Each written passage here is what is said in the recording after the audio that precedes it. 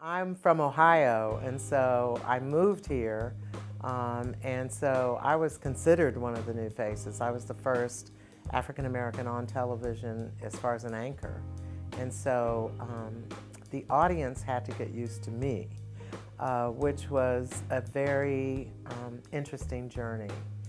They weren't used to seeing African Americans on TV, especially behind the anchor desk. And furthermore, I decided I was going to have an afro. And they really weren't used to seeing that. And that created quite of a stir. I mean, it was very controversial.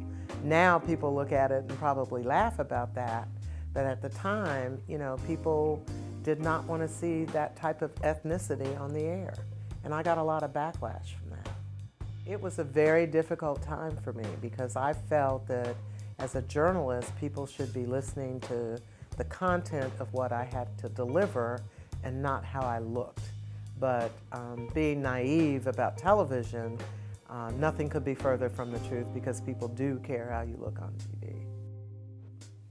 So after a 27-minute bus ride and about a 3-block jaunt, the mayor and I made it to City Hall in less than about an hour. The job of any journalist is, number one, to be a watchdog for the government, to make sure that government was doing its job. Number two, to make sure that we could be the voice for those who didn't have a voice, and to be able to fight for the little guy, so to speak.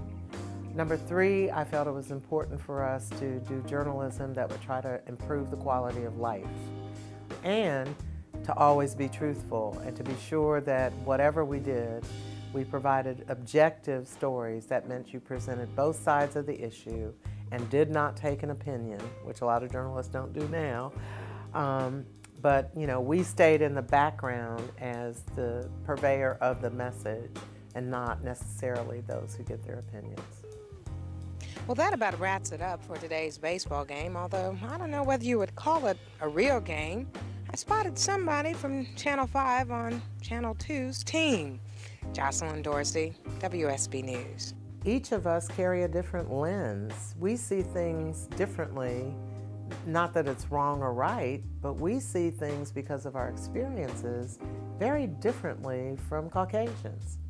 Asians see things very differently from us as African Americans. The same with Latinos. And many times, the hardest thing for people to understand is not everybody thinks like you. So if everybody thinks, if you have one school of thought, and that school of thought thinks everybody thinks like that, then they're going to be missing the boat, and they're going to often misjudge things without having that other voice or those other filters coming in to say, you know, look, if you say something, here's how this could be interpreted. It could be interpreted 100 different ways. And for a company and for journalism, I think the diversity of thought is so important. Look at it today. You see what's happening now with the lack of diversity of thought, and it's playing itself out in the streets because, you know, people have missed the boat in understanding how diverse this country is and how there is diversity of thought. Companies are going to be, if they want to succeed, you know, and they're dealing with global markets, not just local markets, and even within local markets, you've got different sets of cultural norms. And if you don't understand those, how can you market to them? You know, how can you talk to them without that? So I think it's extremely critical that we have those voices in our community. For a good cause, and that's what this evening has been about, and Jocelyn has an important announcement to make. Sure do, Alan. I'd like to thank the Roberts family and all the families who have participated, because thanks to them, the Family to Family Project is proud to donate tonight's winnings to the Phyllis Wheatley. I have the best job in television. And the reason I say that is because I'm not chasing ambulances. No, I'm glad we have ambulance chasers because that makes our money in breaking news, and you know what I'm saying. But I don't have to do the daily grind. But what I do have to do is connect with the community. I get to use the power of television to make a difference. So when we do public service announcements to try to raise money for AIDS Walk, for example, and I see the numbers go over $1 million because we've helped with public service announcements to do that. I realize we've made a difference in people's lives. Never in my wildest dreams 43 years ago did I think I would be standing here being inducted into such a distinguished group, and congratulations to my classmates.